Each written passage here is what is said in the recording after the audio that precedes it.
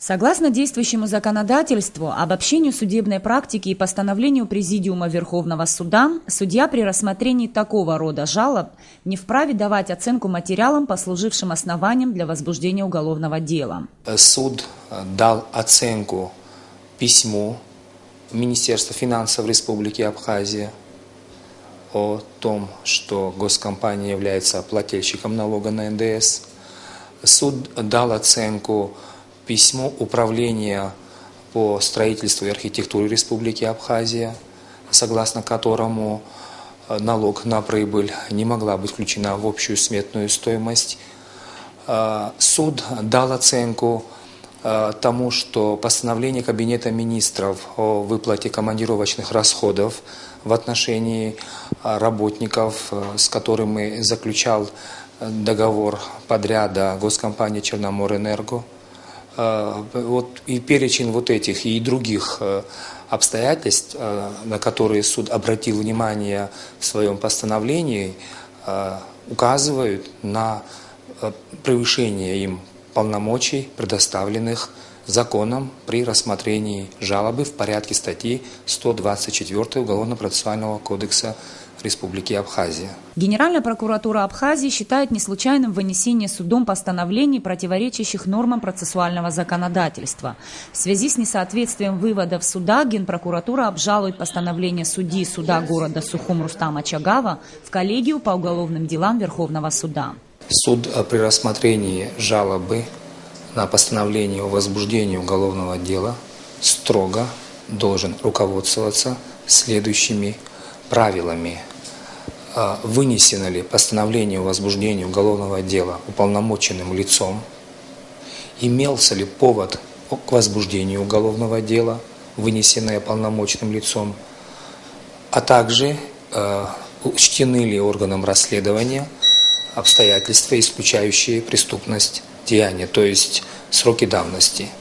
Остальные вопросы, связанные с оценкой доказательств, виновности, квалификации, рассматриваются в суде первой инстанции, когда уголовное дело будет направлено для рассмотрения по существу.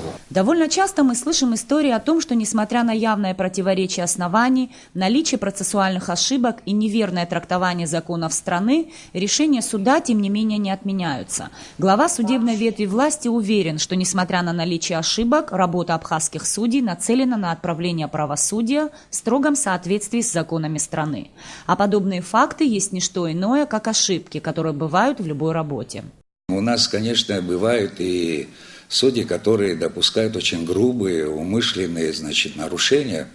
И в отношении них мы здесь, как-то возвышаемся над корпоративными интересами, и мы их безжалостно представляем их на суд, квалификационной коллегии судей. Единственный орган, который наделен государством полномочиями в отношении судей – квалификационная коллегия. В ее составе 7 человек, по 2 представителя от законодательной и исполнительной властей и 3 судей. Именно этот орган в случае установления поступка, умаляющего авторитет судебной власти, имеет право прекратить полномочия судьи. Согласно данным из Верховного суда Абхазии, с 2012 по 2014 годы лишь 4 судьи были, скажем так, наказаны за ошибки в своей работе. За 3 года 1 судья понижен в классном чине, 2 получили предупреждение и лишь 1 судья прекратил свои полномочия. За период моего участия в работе квалификационной коллегии у нас 27 января прошло заседание квалификационной коллегии, на котором в том числе была рассмотрена жалоба гражданки Агрба в отношении судьи суда города Сухум Чагава. Было принято решение ограничиться в отношении судьи Чагава обсуждением совершенного проступка и предупредить его о недопустимости подобного впредь. Сейчас, в настоящее время, в производстве квалификационной коллегии находится жалоба гражданки Беляевой в отношении судьи суда Гагрского района Аргун. Призвать к ответу судью, нарушившего закон, дело непростое. Тут, что называется, необходимы не только юридические знания, но и вагон с маленькой тележкой времени, так как процесс затяжной. С 2013 года проводим, парламент, законодательный орган, проводит реформу судебной системы. В декабре месяце мы приняли в первом чтении пакет из 42 законов. Вы в курсе, что в прошлом году мы приняли соответствующие конституционные изменения, изложили 5 главу «Судебная власть» в новой редакции. И в соответствии с этими поправками намного увеличиваются требования к кандидатам на должность судей на стадии отбора, конкурсного отбора. Это все будет направлено, конечно, для того, чтобы повысить качество правосудия. Также увеличиваются требования к действующим судьям, начиная от соблюдения кодекса судейской этики до его физического здоровья, психического здоровья. И мы прописываем около 16 оснований, в соответствии с которым можно будет прекратить полномочия судьи.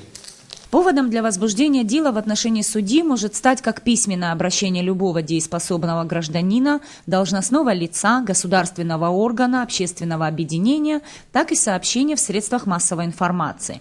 За 20 послевоенных лет по сообщению в СМИ не рассматривалось ни одно дело, а если и рассматривалось, то в режиме сверхсекретности.